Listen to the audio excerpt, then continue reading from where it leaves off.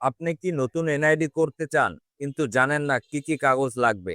আজকের ভিডিওতে আমি আপনাদের সহজভাবে সবকিছু দেখিয়ে দিব। বাংলাদেশে নতুন এনআইডি বা জাতীয় পরিচয়পত্র করতে কি কি কাগজ লাগে এবং কিভাবে আবেদন করবেন, এই ভিডিওতে সহজভাবে সম্পূর্ণ গাইডলাইন দেওয়া হলো। বাংলাদেশ নির্বাচন কমিশন এর নিয়ম অনুযায়ী এনআইডি করতে যেসব কাগজ প্রয়োজন, প্রথমে আমাদের প্রয়োজন হচ্ছে জন্ম নিবন্ধন সনদ। এই জন্ম নিবন্ধন সনদটা অবশ্যই অনলাইন ভেরিফাইড করা থাকতে হবে, যেন অনলাইন থেকে সার্চ দিলে আমাদের জন্ম নিবন্ধন নাম্বারটা দিয়ে আমরা আমাদের ডিটেলস দেখতে পাই।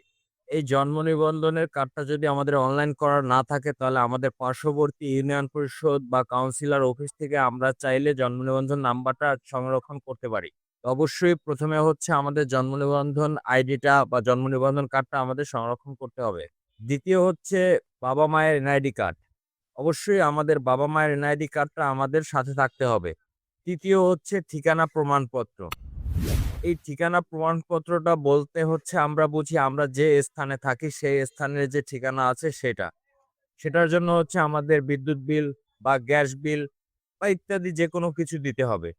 এখানে যে সেই বিদ্যুৎ বিল বা গ্যাস বিলটা আমাদের নামে হতে হবে এরকম কোনো কথা নাই। আমরা যে জায়গায় থাকি হয়তোবা ভাড়া বাসা থাকলে সে ভাড়া বাসার বিদ্যুৎ বিল বা গ্যাস বিল দিলেও হবে। চতুর্থ হচ্ছে শিক্ষাগত সনদ। আপনাদের সর্বোচ্চ শিক্ষাগত যে সনদটা আছে সেটা এখানে দেওয়ার চেষ্টা করবেন। আর যদি সেই সনদ না থাকে তাহলে এটা না দিলেও হবে। এটা হচ্ছে যদি থাকে তাহলে দিতে হবে। পঞ্চম হচ্ছে হোল্ডিং ট্যাক্স বা খাজনা রসিদ। এই হোল্ডিং ট্যাক্স বা খাজনা রসিদটা হচ্ছে আমাদের ইউনিয়ন পরিষদ বা হচ্ছে কাউন্সিলর অফিস থেকে আমরা সংরক্ষণ করতে পারবো। সেই কাগজটা আমাদের দরকার। ষষ্ঠ হচ্ছে ব্লাড গ্রুপ। এই যে ব্লাড গ্রুপের কপিটা থাকে সেটা হচ্ছে আপনাদের নিকটস্থ যে ডায়াগনস্টিক সেন্টার আছে সেখান থেকে আপনার ব্লাড স্যাম্পল দিয়ে আপনাদের ব্লাড গ্রুপটা জেনে নিয়ে সেটা একটা কপি জমা দিতে হবে।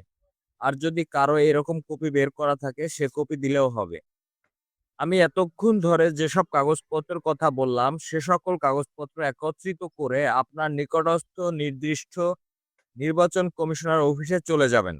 এই সকল কাগজপত্র নিয়ে যখন আপনি নির্বাচন অফিসে যাবেন, তারা আপনার সকল কাগজপত্রগুলো যাচাই বাছাই করবে। যাচাই বাছাই করার পরে যদি সবগুলো ঠিক থাকে, তখন তারা অনলাইনে আবেদন করবে। কিংবা আপনি চাইলে আপনার হাতে থাকা স্মার্টফোন থেকেও আবেদন করতে পারেন। এখানে আমি আপনাদের ব্যক্তিগতভাবে রিকমেন্ড করব যে অবশ্যই নির্বাচন কমিশনের মাধ্যমে বা নির্বাচন অফিস থেকে এই আবেদনটা করবেন বা করার চেষ্টা করবেন। এবং সেই সাথে অবশ্যই একটা গুরুত্বপূর্ণ বিষয় খেয়াল রাখতে হবে, সেটা হচ্ছে 18 বছর বা তার বেশি বয়স হতে হবে আপনার। 18 বছরের কম হলে এই আবেদনটা কিন্তু হবে না। আর আরো একটা জিনিস খেয়াল রাখতে হবে, সকল তথ্য সঠিক দিতে হবে। অনলাইন আবেদনের সকল প্রক্রিয়া সম্পূর্ণ হয়ে গেলে আপনার হচ্ছে একটা অনলাইন কপি বের হবে বা একটা অনলাইন ফর্ম বের হবে। অবশ্যই সেই ফর্মে কিছু নির্দিষ্ট স্থানে কিছু সই বা সিগনেচার দরকার আছে। সেই সিগনেচার গুলো কার বা কোথা থেকে আপনি সংরক্ষণ করবেন সেটা হচ্ছে আপনাদের নির্বাচন কমিশন বা নির্বাচন কমিশনের দায়িত্বরত যারা আছে তাদের মাধ্যমে আপনি একটু জেনে নিবেন এবং কোন জায়গায় কোথায় সই দিতে হবে সে সম্পর্কে বিস্তারিত ভালো করে জেনে নিবেন।